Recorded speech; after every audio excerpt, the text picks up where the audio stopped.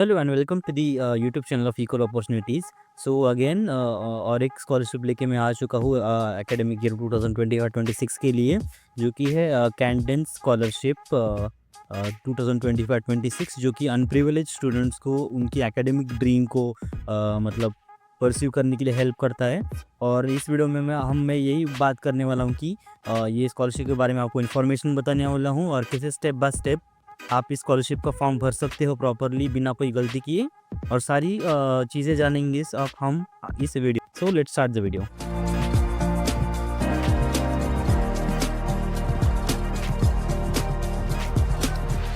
तो जैसे कि आप देख सकते हैं, ये स्कॉलरशिप अभी के लिए बड़ी फॉर स्टडी के प्लेटफॉर्म पे लिस्टेड है। तो सबसे पहले ये स्कॉलरशिप के बारे में हम जानेंगे कि 2016 में ये स्कॉलरशिप लॉन्च हो चुकी थी, जहाँ पे वो अलग अलग 616 डिजर्विंग स्टूडेंट को अब तक उन्होंने स्कॉलरशिप दी है, जो कि अभी फार्मेसी, बीटेक, एमबीबीएस, बीडीएस ऐसे अलग अलग कोर्सेज परस्यू कर रहे हैं। अभी ये 2025-26 के बारे में जानेंगे। तो सबसे पहले let's start with the eligibility for this scholarship.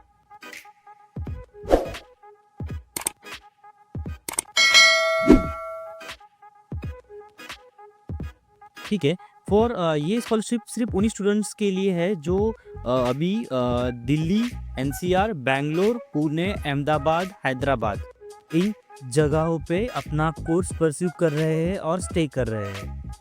उन्हीं स्टूडेंट्स के लिए ये स्कॉलरशिप एलिजिबल है। ठीक है। और ये scholarship mostly under graduate students के लिए मतलब अवेलेबल है, जिन्होंने अपना मतलब 12th क्लास मिनिमम 60% के साथ कंप्लीट किया है, या फिर ऐसे स्टूडेंट्स जो कि अभी 12th क्लास परस्यू कर रहे हैं और उनके प्रीवियस एकेडमिक ईयर को रिकॉर्ड देख के उनको मतलब स्कॉलरशिप प्रोवाइड की जाएगी। और लेकिन जो एक एलिजिबिलिटी क्राइटेरिया ये है कि जो एप्लीकेंट है उसे लोअर इनकम ग्रुप से होना कंपलसरी है। उसके बाद एक स्पेशल उनका रिक्वायरमेंट मतलब प्रेफरेंस क्या है वो हम जानेंगे कि ऐसे स्टूडेंट्स जो कि STE मतलब साइंस, टेक्नोलॉजी, इंजीनियरिंग और मैथमेटिक्स के रिलेटेड कोई कोर्सेज कर रहे हैं, और फीमेल स्टूडेंट्स जो है उनको प्रेफरेंस ज़्यादा दिया जाएगा। उसके बाद स्पेशली एबल्ड स्टूडेंट्स, ट्रांसजेंडर्स ऐसे स्टूडेंट्स हैं और जो कि ये क्राइटेरिया को फुलफिल करते हैं, वो भी इस स्कॉलरशिप को अप्लाई कर सकते हैं। ठीक है। बेनिफिट्स क्या होगे? आपको अपना एजुकेशन मतलब पूरा करने के लिए वो जो भी फाइनेंशियल सपोर्ट आपको लगेगा, वो स्कॉलरशिप के ज़रिए आपको प्रोवाइड करने का वो ट्राई करेंगे। उसके बाद डॉक्यूमेंट कौन से लगेंगे? सबसे पहले detail of 2 references who have agreed to give recommendation. उसके बाद लिखा है they must not be related to applicant and should have direct knowledge of their character. ठीक है। जैसे कि फॉर एग्जांपल आपका प्रिंसिपल कॉलेज का, आपका HOD, डीन, प्लेसमेंट ऑफिसर, या फिर आपका जो ट्रस्ट है, जो मतलब आपका जो ट्रस्ट है जिसके अंदर आपका कॉलेज आता है, उनके प्रेसिडेंट का लेटर, या फिर कोई उनका लेटर जो कि मतलब आपसे रिलेटेड ना हो लेकिन वो आपको जानते हो, आपके बारे में इन्फॉर्मेशन रहो आपके कैरेक्टर के बारे में। ठीक है। मतलब ये लोगों का आप लेटर वहाँ पे क्या कर सकते हो, रेफरेंस लेटर दे सकते हो। ठीक है। उसके बाद पासपोर्ट साइज फ़ोटो, बस ये दोनों चीज़ें लगेंगे। और एक नोट आपको याद रखना है कि जो सिग्नेचर लेटर है जो रेफरेंस का, जिसका आप लेटर लगाने वाले हो, उनका लेटर आपको साइन करके आपको info@joininhands.india.org पे आपको ईमेल करना है। ठीक है। उसके बाद जैसे आप यहाँ पे अभी अप्लाई करेंगे, सबसे पहले मैं आपको सिलेक्शन प्रोसेस के बारे में बताऊंगा इसके। तो सबसे पहले होगा शॉर्टलिस्टिंग ऑफ एप्लीकेशन, उसके बाद डॉक्यूमेंट वेरिफिकेशन और ऑनलाइन इंटरव्यू होगा। ऐसे 3 राउंड्स होंगे। ऑनलाइन इंटरव्यू या तो ऑनलाइन या फिर ऑफलाइन मीडियम से होगा। तो उसके बाद आपको जहाँ जैसे आप अप्लाई नाउ पे कर जाओगे,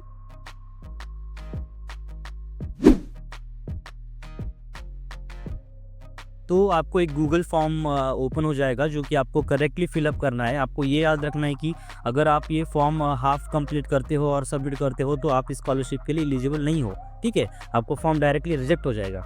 जैसे कि यहाँ पे उन्होंने कहा है कि Cadence scholarship program for undergraduate level application form, students who are in middle of their course not need to apply. ठीक है। Your form will be rejected if use AI apps to fill your form. अगर आप AI का use करोगे ये form भरने के लिए, तो आपका फॉर्म डायरेक्टली रिजेक्ट हो जाएगा। तो आपको खुद से ये फॉर्म की सारी चीज़ें भरना है। तो सबसे पहले आपको यहाँ पे टिक करना है जो कि आपका ईमेल ID वो एज अ रिकॉर्ड आप मतलब वो रखेंगे उनके पास, सॉरी मतलब उसी के ज़रिए आप कांटेक्ट करेंगे। उसके बाद सबसे पहले आपको यहाँ पे आपका फर्स्ट नेम लिखना है, उसके बाद आपका मिडल नेम, मतलब आपका जो फादर नेम है वो, उसके बाद सर नेम, उसके बाद आपको जेंडर आपको यहाँ पे आपका एंटर करना है, उसके बाद आपकी ईमेल आईडी आपको यहाँ पे एंटर करना है, उसके बाद डेट ऑफ बर्थ DDMMYYYY ऐसे फॉर्मेट में आपको एंटर करना है। फॉर एग्जांपल आपका अगर डेट ऑफ बर्थ है 3 अप्रैल 2001 है, तो आपको एंटर करना है 03042002 ऐसे आपको एंटर करना है, ठीक है। उसके बाद आपका जो रेजिडेंट आप कहाँ के हो, ठीक है, मतलब आपका एजुकेशन कहाँ पे चालू वो आपको सिलेक्ट करना है। अहमदाबाद, बेंगलोर, दिल्ली NCR, हैदराबाद, पुणे, ये चारों ऑप्शंस में से आपको एक ऑप्शन सिलेक्ट करना है। उसके बाद आपको आपकी कास्ट सिलेक्ट करनी है, जनरल है, SC है, ST है, OBC है, या फिर आप लिस्टेड ना हो तो आपको अदर सिलेक्ट करके आपकी यहाँ पे कास्ट आपकी मेंशन करनी है, ठीक है। तो उसके बाद आपको आपका कॉन्टैक्ट नंबर डालना है यहाँ पे। उसके बाद अल्टरनेटिव नंबर जो कि अलग हो आपके कॉन्टैक्ट नंबर से, वो आपको डालना है। उसके बाद आपके पेरेंट्स का कॉन्टैक्ट नंबर आपको यहाँ पे लिखना है। उसके बाद आपका कंप्लीट एड्रेस जो कि आपके आधार कार्ड पे मेंशन्ड है वो आपको यहाँ पे लिखना है। उसके बाद यहाँ पे सेम करंट एड्रेस आपका लिखना है, जहाँ पे आप मतलब कॉलेज को स्टडी कर रहे हो तो वो आपका करंट एड्रेस होगा अभी के लिए। उसके बाद आपका परमानेंट एड्रेस वही होगा जो आपके आधार कार्ड पे अवेलेबल है, तो वो आपको यहाँ पे एंटर करना है। उसके बाद आपका फादर नेम आपको यहाँ पे एंटर करना है। उसके बाद आपका फादर का एजुकेशन एंड ऑक्यूपेशन आपको एंटर करना है। जैसे कि फॉर एग्जांपल आपका 10th फादर का क्वालिफाई है और आपके फादर फार्मर है, तो आपको यहाँ पे 10th स्टैंडर्ड एंड फार्मर ऐसे लिखना है, ठीक है। उसके बाद आपका मदर का नेम, मदर का क्वालिफिकेशन और ऑक्यूपेशन आपको मेंशन करना है। उसके बाद आपका अगर पेरेंट्स आपके अलाइव नहीं है तो आपको आपके गार्डियन का नेम यहाँ पे एंटर करना है। उसके बाद रिलेशनशिप विद कैंडिडेट क्या है, मतलब आपका सन है, मतलब फादर है, क्या है, आपको सब यहाँ पे एंटर करना है, ठीक है। उसके बाद नंबर ऑफ फैमिली मेम्बर जो 18 साल के बिलो या फिर अबो है, मतलब टोटल फैमिली मेम्बर्स आपको यहाँ पे लिखना है। उनके बाद family member, earning member of the family with income breakup. For example आपका फैमिली में अगर 2 बिजनेस है अलग अलग, तो आपको मेंशन करना है कौन से बिजनेस से आपकी कितनी इनकम है, सब चीज़ें आपको डिटेल में यहाँ पे एक्सप्लेन करनी है। फॉर एग्जांपल आपके फादर सिर्फ फार्मर है और आपकी इनकम अराउंड फॉर एग्जांपल आपकी 90,000 है, तो आपको लिखना है फादर इनकम 90,000, मदर इनकम 0, ऐसे आपको सारे फैमिली मेम्बर की इनकम 0 और फादर की मेंबर सिर्फ 90,000 लिखना है इनकम, सॉरी। उसके बाद एनी क्वालिफिकेशन और एक्स्ट्रा रिकॉग्निशन एक्टिविटीज़ अगर आपको मिली है, फॉर एग्जांपल आपको कोई अवार्ड मिला है, आपको किसी चीज़ के बारे में रिकॉग्निशन मिला है, तो वो आपको यहाँ पे मेंशन करनी है, ठीक है। उसके बाद आपका जो प्री यूनिवर्सिटी लेवल मतलब 12th स्टैंडर्ड में आपका जो स्ट्रीम था या फिर 11th में आपको जो स्ट्रीम था वो कौन सा था, साइंस, कॉमर्स, ह्यूमैनिटीज़ और आर्ट्स, मतलब वो आपको सिलेक्ट करना है। उसके बाद admission sort in which category, तो वो आपको यहाँ पे मेंशन करना है। जैसे कि आप फॉर एग्जांपल मेडिकल है तो मेडिकल आपको सिलेक्ट करना है यहाँ पे। उसके बाद आपका स्कूल का नेम लिखना है 10th के यहाँ पे। उसके बाद आपका जो मार्क्स एंड परसेंटेज 10th में है और ईयर ऑफ पासिंग आपको मेंशन करना है। फॉर एग्जांपल आपको 93% मिले हैं और 2016 में आपकी जो 10th है वो पास हुई है आपने, तो 83% एंड इन 2016 ऐसे आपको लिखना है। उसके बाद आपको 12th के कॉलेज का नाम लिखना है, आपको 11th या फिर 12th जो भी मतलब आपका है कॉलेज। उसके बाद उसके 11th के मार्क्स और 12th के marks and percentage and year of passing आपको यहाँ पे लिखना है। उसके बाद अगर आप 12th में हो और कॉम्पिटेटिव एग्जाम की प्रिपरेशन कर रहे हो तो वो आपको ऐसा मेंशन करना है आप कौन से एग्जाम की प्रिपरेशन कर रहे हो। मोस्टली सारे एग्जाम्स यहाँ पे लिस्टेड है, अगर आपका कोई एग्जाम यहाँ पे लिस्टेड ना हो तो आपको अदर करके यहाँ पे एग्जाम का नाम लिखना है, ठीक है। उसके बाद अगर नेम ऑफ द एग्जामिनेशन, आपको अगर आपने कोई अगर एग्जामिनेशन अभी दी है या फिर आपको रिसेंटली आपने दिया है तो उसका स्कोर और परसेंटाइल और रैंक यहाँ पे आपको मेंशन करना है। उसके बाद एडमिशन इन हायर एजुकेशन हुआ है या नहीं, या फिर एडमिशन प्रोसेस स्टार्ट है, आपकी क्या स्टेटस है एडमिशन का वो आपको यहाँ पे मेंशन करना है। और हम बात कर रहे हैं एडमिशन एकेडमिक ईयर 2025-26 की, ठीक है।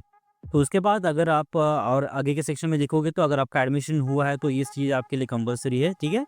जे कि आपको ईयर ऑफ ग्रेजुएशन आपका लिखना है, ईयर ऑफ एडमिशन। उसके बाद name of the institution, course name, B pharmacy, B tech, M tech जो भी है आपको वो लिखना है। उसके बाद करंट स्टडी ऑफ ईयर कौन सा आपको वो यहाँ पे मेंशन करना है। उसके बाद current semester of the study आपको मेंशन करना है। उसके बाद आपको परसेंटेज एंड मार्क, ठीक है। अगर आप फॉर एग्जांपल अभी सेकंड ईयर में हो और आपको फर्स्ट ईयर के मार्क्स आपको मेंशन करना है तो वहाँ पे आप कर सकते हो, mention marks and percentage obtain और ईयर ऑफ पासिंग आपको मेंशन करना है, ठीक है। आपको ये क्वेश्चन इंपॉर्टेंट है, आपको ये याद रखना है कि ये स्कॉलरशिप कैसे आपको हेल्प करेगी आपकी मतलब एजुकेशन जर्नी के लिए, तो आपको यहाँ पे मेंशन करना है सारी चीज़ें। और फिर उसके बाद आपको यहाँ ये स्कॉलरशिप के बारे में कहाँ से पता चला ये आपको बताना है। जैसे कि for example buddy for study से अगर पता चला हो तो बडी फॉर स्टडी यहाँ पे लिखना है। उसके बाद अगर कोई रेफरेंस है तो वो रेफरल का नाम लिखना है यहाँ पे, ठीक है। और उसके बाद आपका जो रिसेंट पासपोर्ट साइज़ फ़ोटो है वो आपको यहाँ पे अपलोड करना है। और जैसे ही आप यहाँ पे अपलोड करोगे, ऐड फाइल करके आपको यहाँ पे अपलोड करना है, ठीक है। उसके बाद आपको यहाँ पे ये करना है कि I declare all my information shared by me is correct करना है, यस करके आपको ये फॉर्म सबमिट कर देना है। और जैसे ही आप आपका ये फॉर्म सबमिट कर दोगे, उनके पास आपकी सारी डिटेल्स चली जाएगी। और अगली कोई भी प्रोसेस के लिए अगर आप शॉर्ट लिस्टेड होगे तो उनकी तरफ से आपको नोटिफिकेशन कॉल के ज़रिए, ईमेल के ज़रिए, SMS के ज़रिए, किसी भी मतलब मीडियम के थ्रू आपको उसके बारे में इंफॉर्मेशन मिल जाएंगी। So thank you so much for watching the video. This was all about the Canadian Scholarship Program 2025-26. So share this video with all the students who are staying in this area and eligible for this scholarship and need financial support for their higher education. Thank you so much for watching the video. Do like, share and subscribe to our channel. Thank you so much.